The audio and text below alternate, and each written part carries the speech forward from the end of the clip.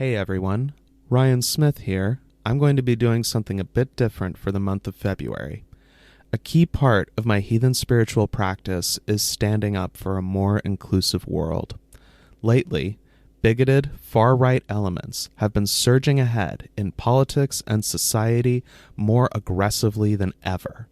The heathen movement is no stranger to these problems, as we've been in struggle with them since the modern revival began in the 1970s. This is why, beginning February 7th, I will be releasing a short-run podcast special on Wayward Wanderer called Streams of Resistance. Over the month of February, you will be hearing from members of the heathen movement, anti-fascists, ex-evangelicals, and more about the state of the far right in their spaces and what this means for all of us. Tune in to Streams of Resistance. Find out where the extreme right currently stands and what we can do about it. Check out Streams of Resistance beginning February 7th at wherever you get your podcasts. In Part 7, I sit down with Scott Earnest, former white nationalist and founder of the Hands of Eir, a nonprofit dedicated to de-radicalizing former white nationalists and right-wing extremists, about Dogwhistles, a common right-wing and far-right rhetorical tactic. The Jews. Another very similar type of dog whistle would be, anything dealing with Hollywood and, who controls Hollywood or, anything like that. Dog whistles can also be things that are not necessarily terms. For example, when they started using parentheses around Jewish names, that's basically a dog whistle. It's just not one that, is spoken. It's in print. If somebody says, those aren't real Americans, or go back to your country, go back to your country is a little more overt, but real Americans, when you're talking about real Americans, that's a dog whistle for, things like that. Uh, Things like those are some of the more common dog whistles. Um, you know, Using what's another one that they used to do on Stormfront. Uh, Teens, whenever somebody is talking about, for example, quote unquote black crime, and they use teens instead of the N-word. And there's other dog whistles along those lines too. There's as many dog whistles as there are white nationalists. But those are all examples of dog whistles. You're muted. Yeah. Why do white nationalists use dog whistles? Sometimes it might be that maybe they don't really have confidence in what they're saying, so they're trying to hide it a little bit, or they're trying to say things in a way that plausible deniability, or maybe they're trying to reach across the aisle on those rare occasions, and they want to try to say it in a way that somebody who's more liberal would be okay with. I wasn't big on dog whistles. I wasn't big on even slurs in general. I tended to be when I was in the movement, I had particular ways of doing things. But that being said, dog whistles were useful for me when I recruited, because I tended to play the normalization game. I existed in order to normalize white nationalism, and try to make it seem not quite as bad as it is. Is this a strategy that's just used by white nationalists, or is this something you've observed used by other elements of, like, say, the right and the far right? Churches will use it, especially anti-LGBT dog whistles. QAnon is big on dog whistles. I mean, QAnon is also big on just being overt too. But when they were doing a lot of the Pizzagate type stuff, that was before QAnon, but it's related. They would do a lot of dog whistles, about leftists being pedophiles and stuff. Um, you know, are there people on the left that use dog whistles on occasion? I mean, uh, I'm certain that there's a few that would on the left that would be racist enough to use dog whistles and stuff, especially maybe they're not as comfortable with the overt racism as somebody on the right would be, or they just have uh,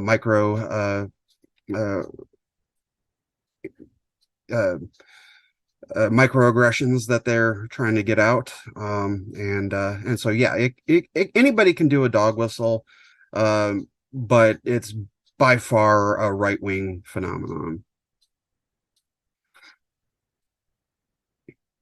Are dog whistles deliberately constructed, an organic development, or something in between, like some kind of mix of the two?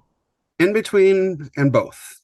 I've seen dog whistles start because of something in there was a news story, and the news story you know created a dog whistle meme that they then took. Sometimes it's cleverly crafted in order to just completely hide everything. So yeah, a little bit both.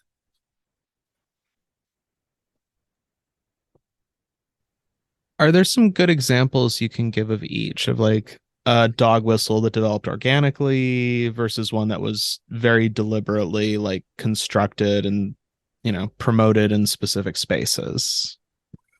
uh it's a difficult one to think of off the top of my head. I've been out of the movement for quite a while, and so I haven't really, not only haven't kept up in a lot of the newer dog whistles, but I've forgotten. I probably forgot more about white nationalism than many people know about white nationalism. Um, but some of the teens would be an example. Using quote unquote teens would be because in the news, whenever there was a crime, and a white nationalist would look at it and say, "Oh, they're calling him a teen, so that means he's black." And so that's how something like that would be created. Uh, Deep state would be an example of crafted. It's not something that would be organic at all. Um, uh, so those are themselves two examples of each of those. Have you noticed any significant changes in how dog whistle politics and tactics have been used?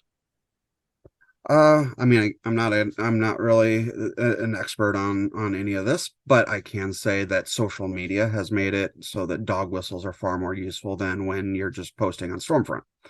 Uh, so, uh, yeah, the biggest change is just the fact that you can go on Twitter and do all the dog whistles that you want, and millions of people see them.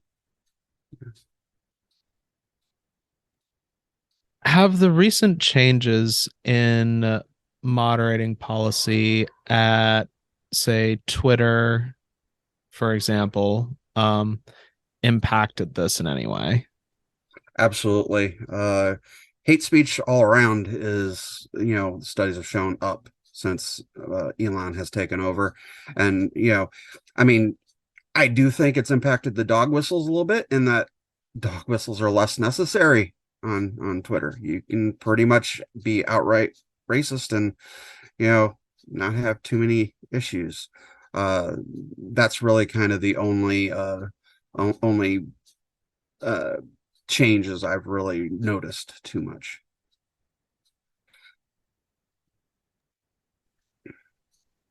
Do you think that with more overt displays of far right and white nationalist politics coming out in the discourse, like, for example, Ron DeSantis's push on education in Florida and moving against advanced placement classes. as sort of like, building off of saying, well, we're not going to do African American Studies AP. Um, do you think that this kind of more subtle nodding and winking kind of thing that goes with dog whistles is becoming more or less common?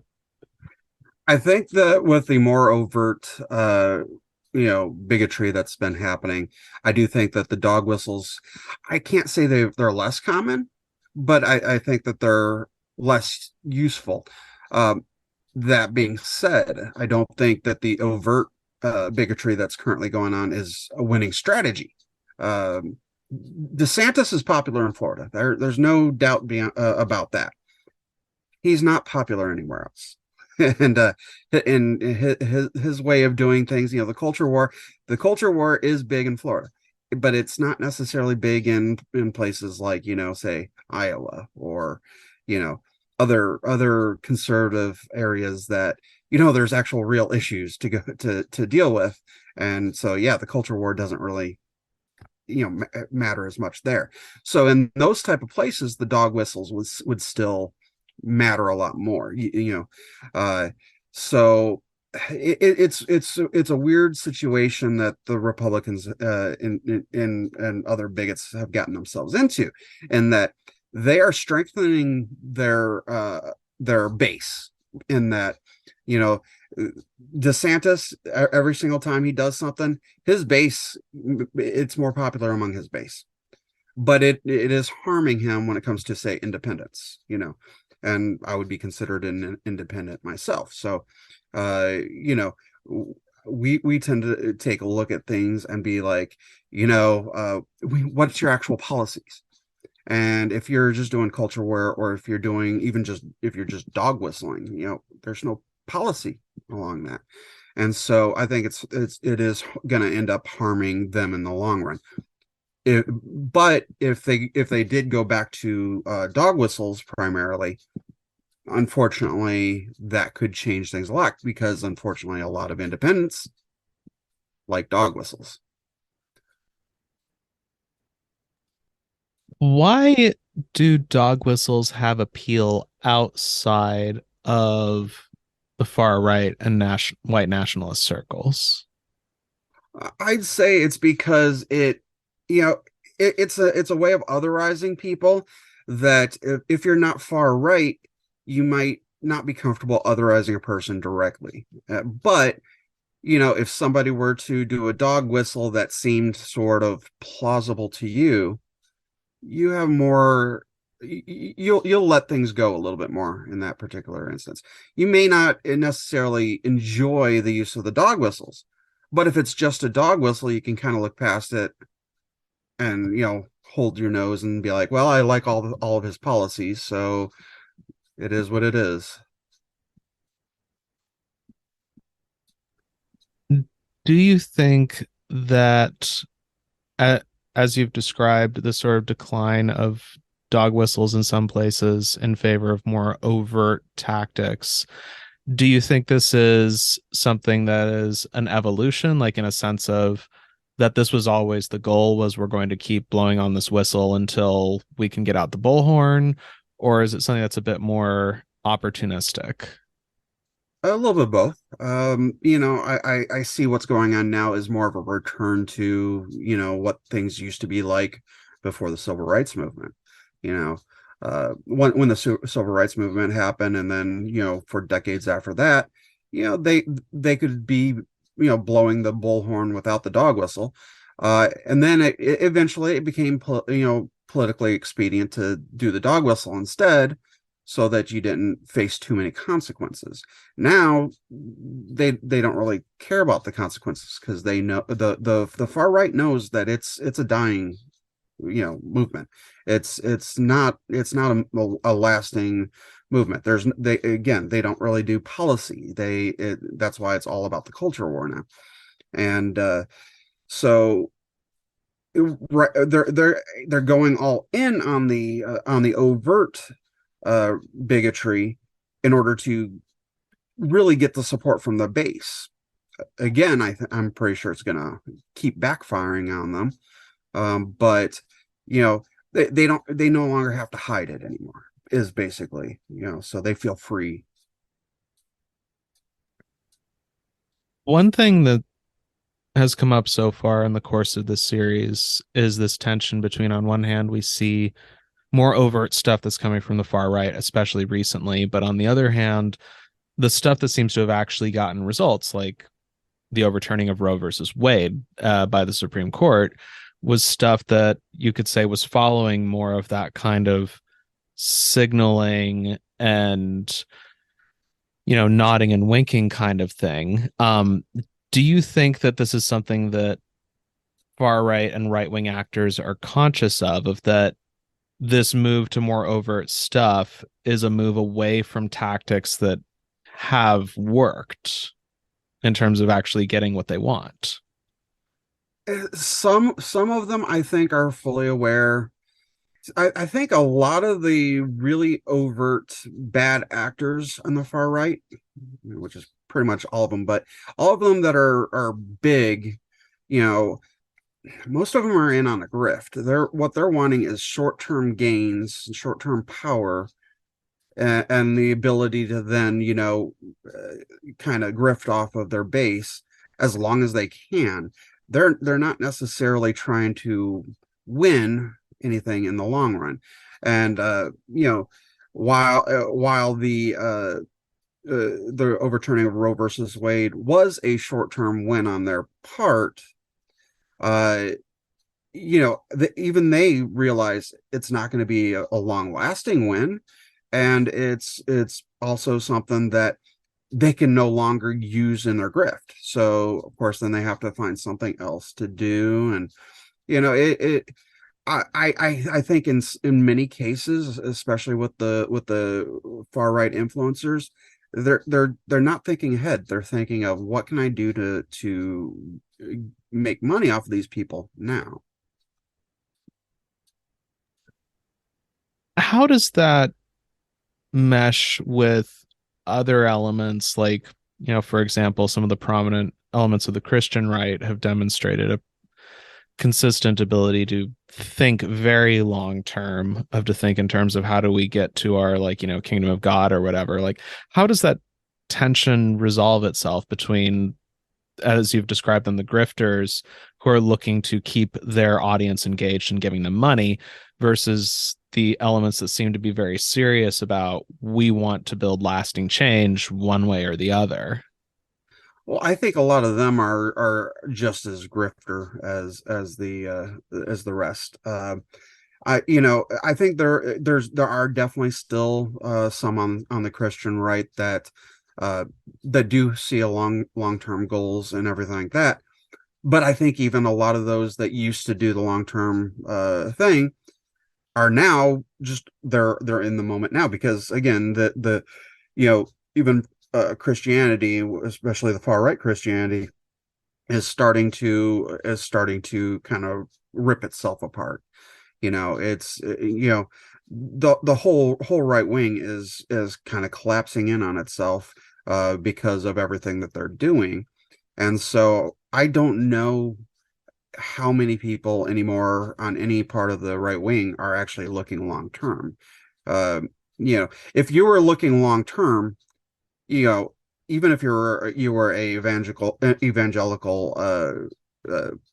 pastor, you'd probably have opposed what the Supreme Court did when it came to abortion rights, because it harms your long-term goals.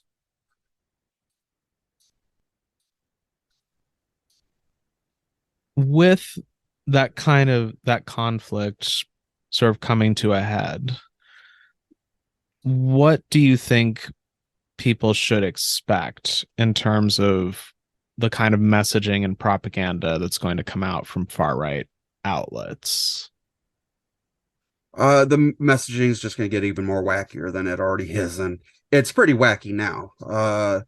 You know, when you look at the situation now, where you have the Babylon Bee as a satire site, but when you read it, there's nothing satirical about it. It's literally just what they believe put out in words. And so, uh, it I mean, that's pretty much the basics of it. You know, mm, that's about it. Yeah, I can't think of any other way to say that. With this turn away from dog whistle politics, for lack of a better way to put it, do you think that's also going to come with an increasing turn away from more, like, for example, the anti-abortion movement has consistently used restricting access as at the state level as a tactic, as sort of a, a long game, we're going to move this inch by inch kind of tactic. um and now you're starting to see stuff like, the Texas state bill to the one that authorizes private citizens to basically be bounty hunters. Do you think that this shift away from a kind of dog whistle messaging is going to see a further move towards more overt, like heavy-handed methods by far right actors in positions of power? I mean, it's already happening. The just we're barely a month into the year. Uh, uh, Barely 2 months into the year, and we've already got 300 and something bills that are working their way through state legislatures about trans rights, anti-trans rights. Uh, they're doing what, basically what I had said. They're being more blatant about it. They're dumping it out there because they want the short-term gains rather than the long-term message. I don't think they're really doing much of the long-term planning anymore. They don't think that they're going to be around much longer.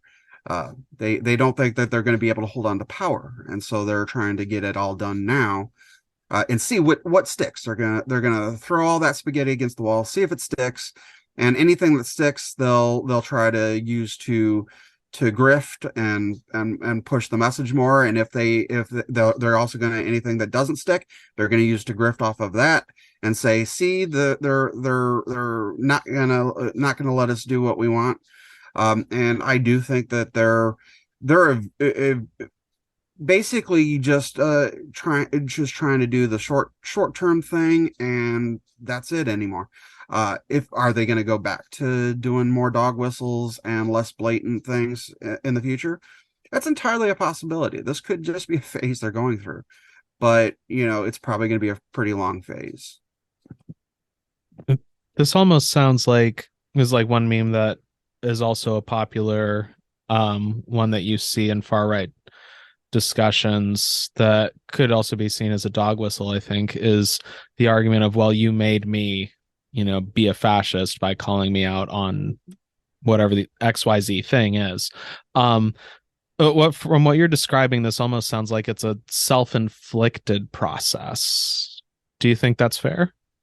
I do. You know, uh, with if with them doing what they're doing, they're not making themselves any friends with the independents, and so yes, they're doing the short term gains, and then that is causing a situation where people are less likely to vote for them in the future. And this last election kind of showed that there's no reason that there shouldn't have been a red wave. That should have been a red blowout. The there But because of them being more overt, and because they're doing this culture war in such a way that it is, now, we need to do all this now because it's not going to happen in the future. Well, they're kind of screwing themselves. So yeah, they are shooting themselves in the foot. What do you think is the best approach for people to use when they see either dog whistle tactics or more overt stuff out in the wild, like on their aunt's Facebook feed, or um, in random places on Twitter or on TikTok, or wherever it is that it comes up? If it's a family or friend, I mean, try to take them aside. Don't publicly call them out or anything like that necessarily, unless they've been doing it over and over and over again, and there's already been issues going on. If it's a influencer. And I kind of, the way I kind of view the far right, in particular white nationalism, but really all of the far right, is that it is a very cult-like addiction that spreads like an infection. So, like an infection, you have a reservoir where you have all the infection, someplace like Stormfront, or anything like that. And then you have vectors that go out, Steven Crowder, Ben Shapiro, all of them that go out and they spread the message. Babylon Bee, um, and if you see something like that, call it out. If it's a dog whistle, actually, I would even say either reply under it or reply over it. Explain what that is a dog whistle of. Don't just let it sit there. Uh, you know, um, and then between family and influencers, there's all kinds of things you can do. But I don't think you should ever let it kind of stand. If you end up letting it stand, well, you end up somewhere like where I was, where I was in the movement for a decade of my life, because I didn't have people that were willing to call out things.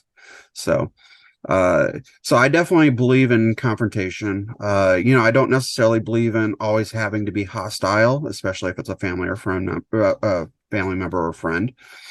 Um, but and you don't always have to be hostile with even just your average Joe on Twitter. When I respond to things, I don't always I'm not always hostile. I'm usually hostile when it's somebody that especially when they try to clap back in a way, and then usually that gets me going off on them pretty good. But other than that, I've got people on the far right that will slide into my DMs and be really friendly and try to discuss things with me. And you don't always have to be turned on to 11 all the time.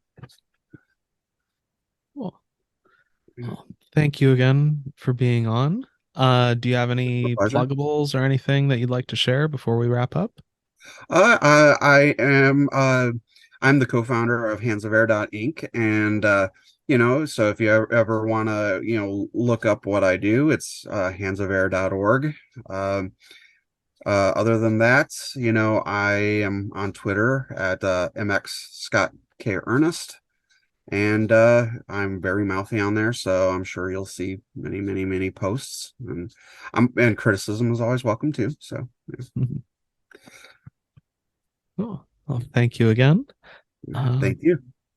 And this has been Ryan Smith at the Wayward Wanderer, now signing off. Family or friend, family member or friend. Um, but and you don't always have to be hostile with even just your average Joe on Twitter.